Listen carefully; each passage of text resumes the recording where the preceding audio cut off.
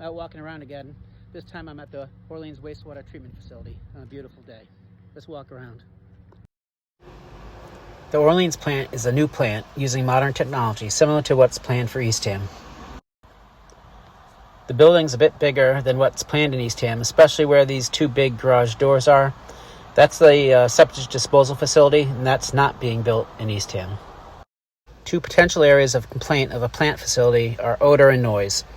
I took some decibel readings on my walk, and the ambient sound level outside is pretty low, equivalent to a quiet office. I talked to the plant manager, and he said the biggest risk of odor and noise is during sludge removal. To resolve those issues, they added some simple things to the plant design.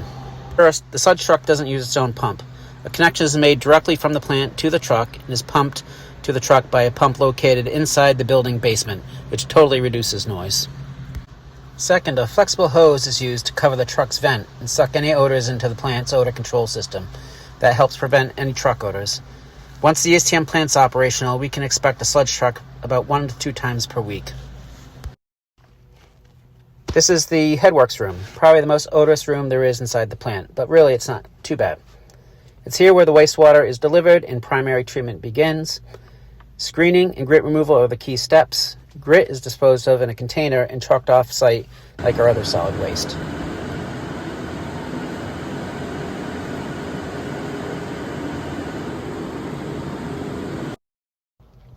Throughout the inside of the plant are these odor control and HVAC systems, which absorb and exchange the air. All this air is channeled to an activated carbon odor control unit. I've been to the plant 3 times, and there hasn't been an outside odor in any of those visits. According to the plant manager, they've not had any odor issues or complaints. These are the SBR tanks, much bigger than what's proposed in Eastham. The Eastham plan calls for the SBR basins to be against the treatment building and set into the ground, so they'll only be about 13 feet above ground, on the back side of the building and not at all visible from the east side of the DPW property. The SBR process removes organic matter, nutrients, and pathogens and includes aeration. The process is scheduled and does not run 24/7. Here you see treated effluent filling the basin and an aeration process about to begin. There's no odor associated with the SBR process. Once the aeration process started, there was a slight musty odor, but as soon as I turned away and removed myself from above, it wasn't noticeable at all. There was a little noise that came on from the blowers once the aeration process started, so I took a reading. Pretty quiet still, though. This is the filter room. After completing the SBR process, effluent is run through filters to remove any remaining finer particles of organic matter.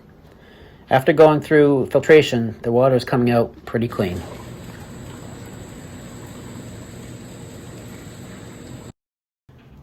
Finally, we're heading down to the basement. The basement is the noisiest room at the plant, but not heard from the outside. One tip we received was to install silencers on the room's air vent to further reduce any noise impact. It's here where the treated effluent goes through the UV filters to remove any remaining pathogens, and it's released ultimately into sand beds to recharge into the groundwater. Hey everybody, it's the day after my tour at the treatment plant in Orleans. Back at Town Hall working.